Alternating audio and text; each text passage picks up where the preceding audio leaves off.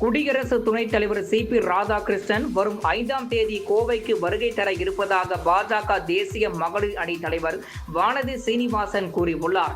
கோவை விமான நிலையத்தில் செய்தியாளர்களுக்கு பேட்டியளித்த அவர், வரும் 4ஆம் தேதி சென்னை வரும் குடியரசு துணைத் தலைவர் சி.பி. ராதாகிருஷ்ணன் 5ஆம் தேதி கோவைக்கு வருகை தர இருப்பதாகவும், அவருக்கு சிறப்பான வரவேற்பு அளிக்க ஏற்பாடுகள் செய்யப்பட்டு வருவதாகவும் கூறினார்.